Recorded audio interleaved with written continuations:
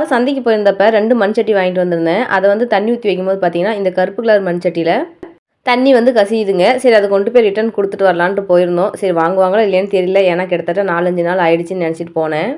அங்கே போய் கொண்டு போய் கொடுத்தோன்னே அவங்களும் சரின்ட்டு மாற்றிட்டு அதுக்கு பதிலாக வேறு மண் சட்டி கொடுத்துட்டாங்க. இன்னொரு பொண்ணு இன்னும் வீட்டில் தான் இருக்காங்க. சரி அவங்களுக்கு சிக்கன் எடுத்துகிட்டு போய் ஏதோ செஞ்சு தரலான்னு சொல்லிட்டு சிக்கன் வரும்போது 1 கிலோ வாங்கிட்டு வந்துட்டோம். தக்காளி ரேட்லாம் ரொம்பவே கம்மியாயிடுச்சுங்க. கொஞ்சம் சின்ன சின்ன சைஸாக இருக்கிற தக்காளிலாம் வந்து பார்த்தீங்கன்னா கிலோ ரூ. 10. கொஞ்சம் பெரிய சைஸாக இருக்கிற தக்காளிலாம் வந்து பார்த்தீங்கன்னா 4 கிலோ வந்து ரூ. 50.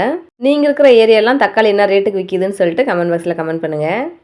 தக்காளி வாங்கிட்டு 1, 2 காயும் கொஞ்சமாக பழமும் வாங்கிட்டு வந்திருந்தேங்க. வாங்கிட்டு வந்த காய்கறிலாம் எங்கெங்கே வைக்கணுமோ அங்கெல்லாம் எடுத்து வச்சாச்சுங்க. இந்த மண் சட்டி தான் அந்த மண் சட்டிக்கு பதிலாக நான் வாங்கிட்டு வந்திருந்தேன். சேம் வந்து அதே மாதிரி தாங்க. இதோட ரேட் என்னன்னு கேட்டிருந்தீங்க. இதோட ரேட் வந்து பார்த்தீங்கன்னா 220. இன்றைக்கி சிக்கன் கிரேவி வச்சுட்டு அது கூட வந்து பார்த்தீங்கன்னா நம்ம தோசை சுட்டலான்னு தான் நினச்சேன். ஆனால் அப்படி செய்யும் போது நம்ம ஃபேமிலியோடு உட்காந்து சாப்பிட முடியாது. எனக்கு ஃபேமிலியாக உட்காந்து சாப்பிட்றது தான் ரொம்ப பிடிக்கும். அதனால் பிளான் பண்ணி எல்லாத்துக்கும் பிடிச்ச சிக்கன் பிரியாணி தாங்க இன்றைக்கி செஞ்சுருந்தேன்.